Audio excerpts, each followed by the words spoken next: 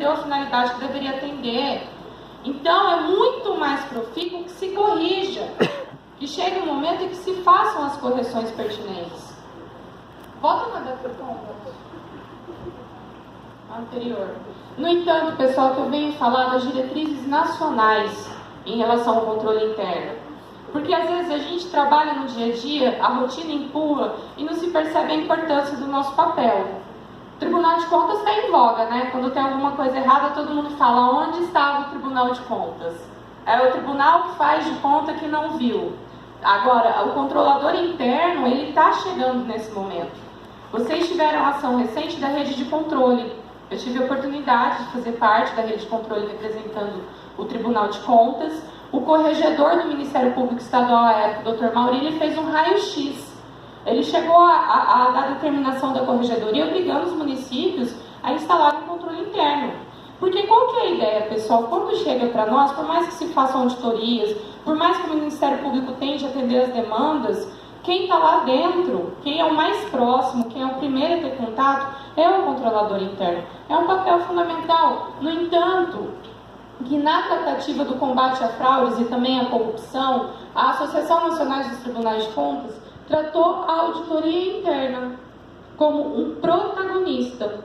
O último levantamento que a gente fez para verificar a suscetibilidade à fraude e corrupção na administração pública, um dos quesitos é a estrutura do controle interno. O que foi no nosso questionário para os órgãos públicos? Você tem controle interno? Ah, tá. Você tem controle interno. O seu controle interno ele é regulamentado? Você tem uma legislação que regulamenta as atividades dele? É composta por um quadro efetivo? Quantos profissionais você tem? Quais as áreas de formação? E aí a gente começa a ver se esse órgão ele é suscetível ou não à fraude e corrupção. O que ficou no vermelho absoluto? Quem não tem controle interno. Ele é um órgão suscetível, ele está exposto à fraude e corrupção porque não tem o olhar de vocês na tramitação dos processos.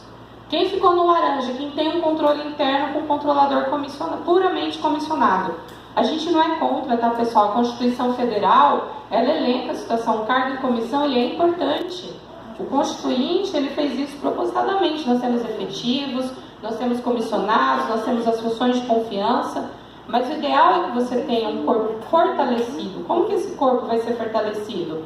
Que você tenha 2 efetivos, um contador e um na área jurídica, e um controlador-chefe, um responsável por cargo e comissão, justamente para fazer essa linha de frente que é até um pouco mais política. Falo da boa política, de conversar com os setores, de explicar o que está errado, de indicar quais as possibilidades de correção, de chamar o procurador jurídico, falar, vem aqui, vamos resolver essa questão, que esse processo aqui vai dar problema, né? Nesse sentido que a gente fala.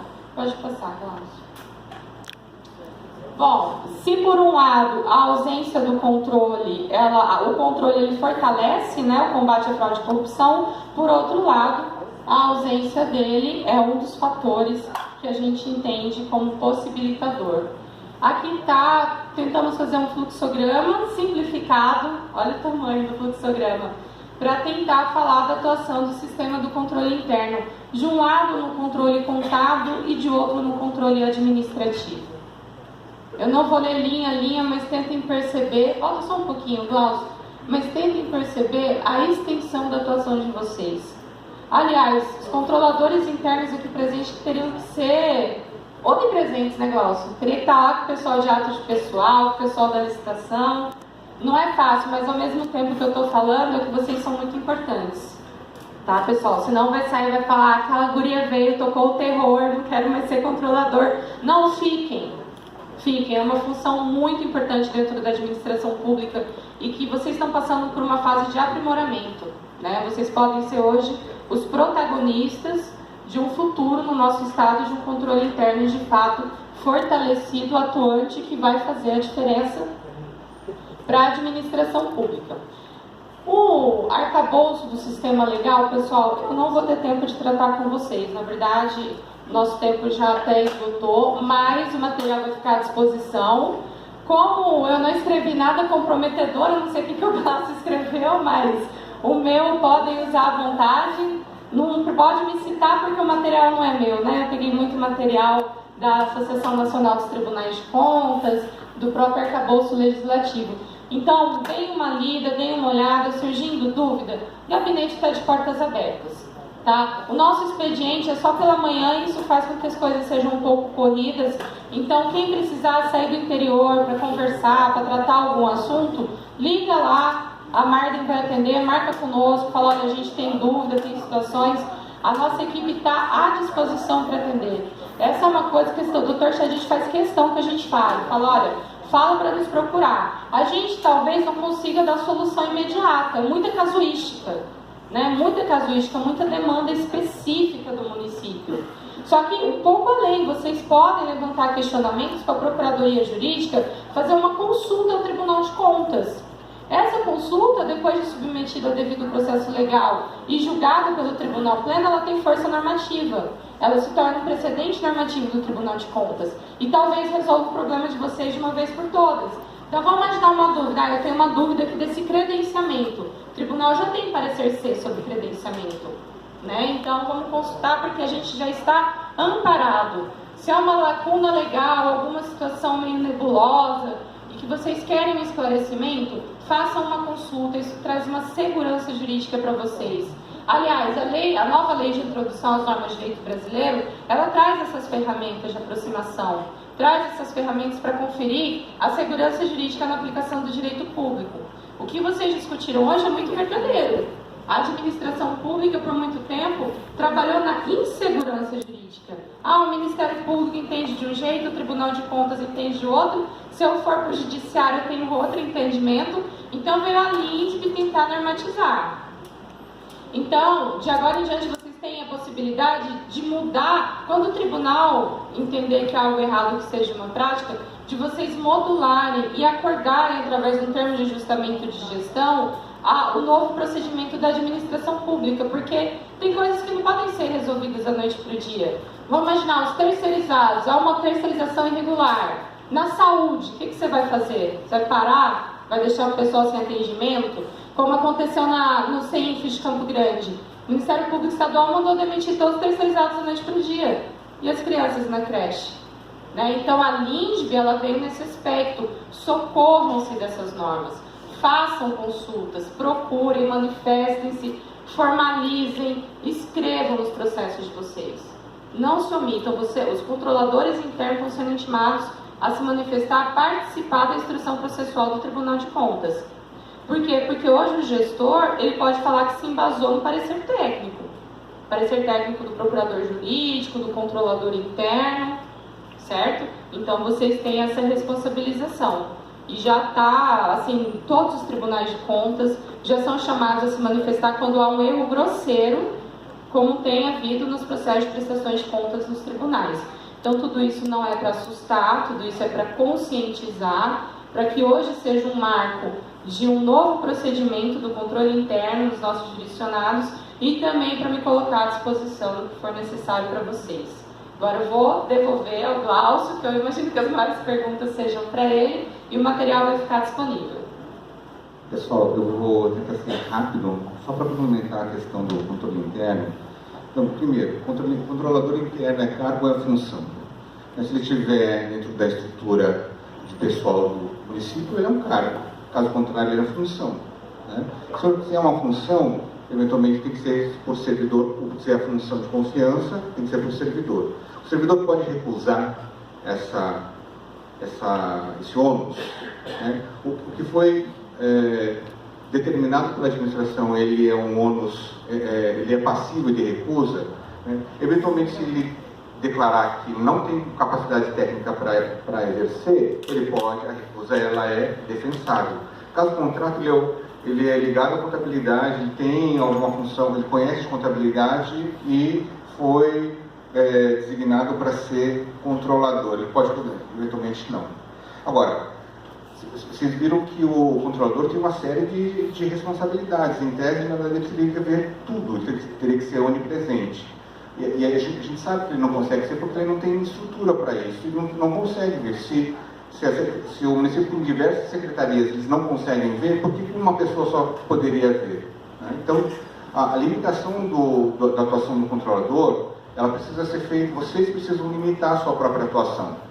Eu enquanto controlador, consigo ver isso. Consigo ver algumas coisas. Então, dentro dessa perspectiva, o que eu aconselharia é que vocês fizessem, às vezes, um cronograma de avaliação de rotinas, né? Então, hoje, eu sou controlador, mas eu quero verificar a parte de patrimônio. Então, a responsabilidade sua sobre aquele determinado setor da administração pública está restrito àquilo que você pode controlar, pode verificar. Você não vai conseguir ver todas as licitações, toda a contabilidade, todo o patrimônio, enfim, todos os insumos, toda a parte de cobrança jurídica, enfim, os outros setores. Se eu não tenho como ver, eu estabeleço um cronograma de verificação, coloco um determinado objeto, seria uma forma de você conseguir fazer a restrição da sua própria atuação, que eu aconselharia a fazer. Lógico, dentro da lei de responsabilidade fiscal, artigo, se não me engano, 54 e 59, lá está descrito onde o controlador efetivamente precisa por força de lei. Não é porque o tribunal quer ou porque o tribunal não quer. É porque a lei de responsabilidade fiscal diz que o controlador precisa emitir parecer. Né? Então, a RGF, os demonstrativos fiscais, precisa do parecer do controlador. Isso está na lei, não é o tribunal que exige. Alguns outros, o tribunal tem exigido por desdobramento da lei de responsabilidade fiscal, que estão na resolução 88, que é um novo manual de remessas de documentos do tribunal. Lá tem uma série de pareceres de controlador interno que necessariamente precisam estar ligados à aprovação ou desaprovação de algum relatório que lá se encontra. Então, eles seriam um outro norte, né, para eventualmente saber se você tem capacidade ou não de exercer a função de controlador. Boa parte deles está ligado à parte contábil, né? Então, a gente sabe que a estrutura dos municípios ela é pequena, né? Dentro de um município de aproximadamente 15 mil habitantes, que eu acho que talvez uma boa parte da região aqui tem até no máximo 15 mil habitantes. Talvez, então, um controle interno com uma unidade de controle administrativo patrimonial e outra de controle financeiro orçamentário. Talvez essa estrutura já seja suficiente para atendimento dessa demanda inicial. Um controlador, 2 outros servidores, talvez seja o ponto inicial para que o controle funcione, né, de uma maneira segmentada, bem centralizada em alguns pontos, e que possam atender tanto a lei e às vezes o Tribunal de Contas e talvez um pouco mais a parte patrimonial, a parte de licitações e assim por diante. Para municípios acima de 15 mil, de 30 mil habitantes, um controle interno que já seja um pouco mais segmentado, com uma unidade de controle administrativo, patrimonial, orçamentário, um controle contábil, né, por exemplo. Ou com menos de 50 mil, né, que já é uma estrutura um pouco mais descentralizada. Porque, logicamente, vai precisar de mais gente, talvez 5, 6, 7 pessoas dentro do controle, né? Não somente uma pessoa, ou não somente 3 pessoas. Né? Então, tudo isso vai depender do número de habitantes, né, da estrutura descentralizada do município, e o que é importante também é que vocês, do controle interno, façam a sua segmentação de atuação. Né? Então, vocês precisam ter um olho de tudo, mas quando você não consegue ter, vocês façam a sua própria rotina. É importante que o controle também comece a estabelecer alguns manuais de procedimentos. O procedimento para licitação, o procedimento para contabilidade, o procedimento para remessa e assim por diante. Dentro desses manuais, os servidores que estão incumbidos de encaminhar, por exemplo, documentos para o Tribunal de Contas, tendo um manual, já serve como um guia para que aquilo seja efetivamente feito e não fique na experiência, eu tenho mais experiência, você tem menos experiência, mas se tiver um manual, tanto eu quanto quem tem menos experiência consegue fazer igual. Entende? Então, isso faz parte de uma das atribuições do controle interno. Né? E isso a gente vai começando a melhorar, até que a gente tenha um controle interno que consiga estabelecer algumas diretrizes mais seguras para a própria atuação da administração pública. Tá? Pessoal, a gente está um pouco adiantado já no horário. O que tem necessidade?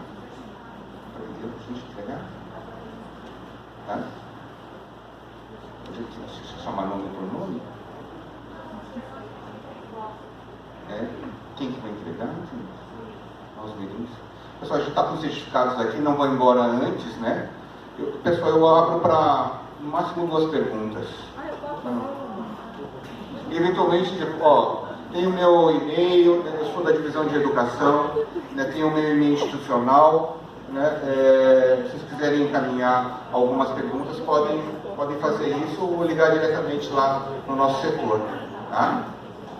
É o seguinte, nós fizemos um curso agora essa semana em Campo Grande, no controle interno. Eles comentaram assim, que como é muito grande, muito trabalho, como você acabou de dizer, e poderíamos fazer por amostragem, tipo assim, de licitação.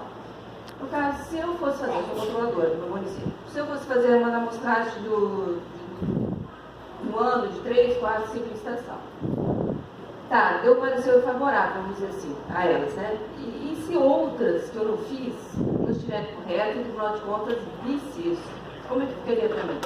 Não, o ideal é que, na verdade, fosse visto todas, mas dentre os documentos que são encaminhados para lá, não tem a obrigatoriedade de ter um parecer do controlador interno, né, nas licitações. Então, se essas licitações, se vocês fossem ver por amostragem, pelo menos aquelas lá fossem vistos com critério, em cima, desde a fase do planejamento até a fase de execução. Então, todas que fossem informadas do Tribunal de Contas, pelo protocolo, teriam que ter o parecer. Não precisaria ter. Não exige, você fala, mas aí se o Tribunal de Contas... Exigir. Não, nenhuma delas achava um problema, e aí o parecer não teve parecer do controle, não viu, o que aconteceria? Por isso que, na verdade, quando da atuação do controle, que você identifique no seu plano de trabalho que você vai ver determinadas licitações. Né? Se no teu plano de trabalho você coloca que a sua limitação de tempo e de espaço, enfim, de estrutura, lhe permite das 2.000 licitações, eu consegui ver só 50, por exemplo, do ano, se você fizer em relação a 50, você está me dizendo que é impossível ver as 2.000 e que eu consigo ver só essas 50, você limita a sua atuação. Eventualmente pode ser que caia um que você viu, e pode ser, por que naquela viu e nas outras você não viu? Olha, tribunal, o meu plano de trabalho é esse é o que eu posso fazer, essa é a minha atuação. Isso agora, esse ano. Daqui uns 10 anos passa para frente, aí vem aquelas que continua, né, indo, diligências, ligações, aí não sou mais controladora. Daí aconteceria o quê? Eu seria responsável ainda por não ter visto aquela? O Tribunal de Contas estaria vendo daqui a uns anos para frente? Olha, é difícil de prever o que eventualmente vai acontecer no futuro, mas em tese não aconteceria. Pelo menos o que eu estou lembrando historicamente até hoje, não. Daqui para frente nós vamos começar a pegar no pé do controlador interno e talvez lá daqui a 5 anos você seja... Normalmente você vai ser intimada daquilo. Né? O que é importante é que se houver intimação por conta daquela irregularidade, você tem que exercer o seu direito de contraditório e ser intimado pelo tribunal a responder. Não é o próximo gestor que vai responder por você, ou o controlador lá da frente que vai responder por você. É você que tem que responder por você. Então, por isso, pessoal, é importante, essa pergunta é importante por 2 motivos. Por um motivo básico. A responsabilidade, está escrito isso, não esqueci o número da lei, tem um dispositivo dentro do tribunal que diz que a responsabilidade dos gestores com relação à sua localização é do próprio gestor, mesmo que ele não esteja dentro da sua função posteriormente, né? Então, saiu da administração pública, não sou mais secretário. Então, mas o meu endereço de cadastro é o da prefeitura. E aí, tentam intimar o ex-secretário e não consegue localizar porque o único endereço que está lá é o da prefeitura que ele disponibilizou. Ele, mesmo depois que ele encerrar sua gestão, ele tem que deixar atualizado o seu cadastro junto ao Tribunal de Contas, para que a gente possa conseguir localizar e intimá-lo corretamente. Então, não é sair da função, agora o tribunal tem que adivinhar onde eu estou. O que está escrito na lei é que a responsabilização do gestor permanece mesmo não estando no cargo, com relação a essa informação de localização.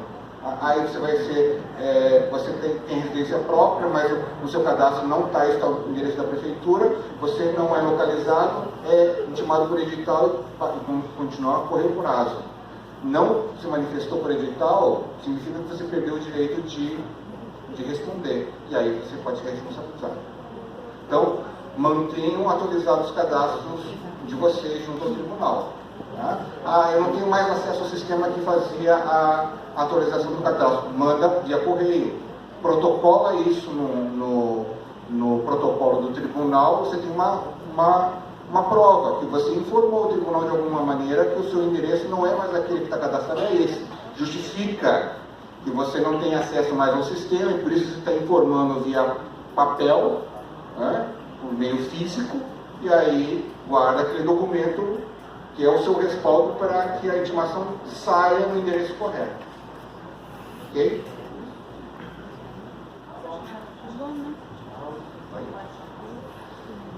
Pessoal, eu peço que vocês daí eventualmente encaminhem essas outras demandas.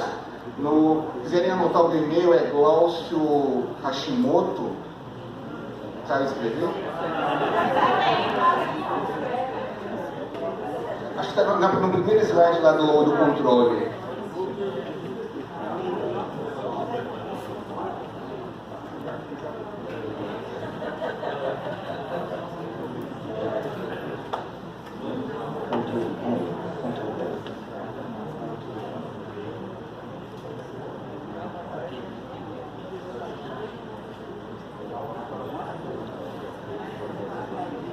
Qual cidade vocês sabem?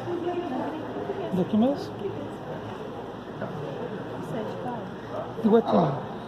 Glaucio Hashimoto, @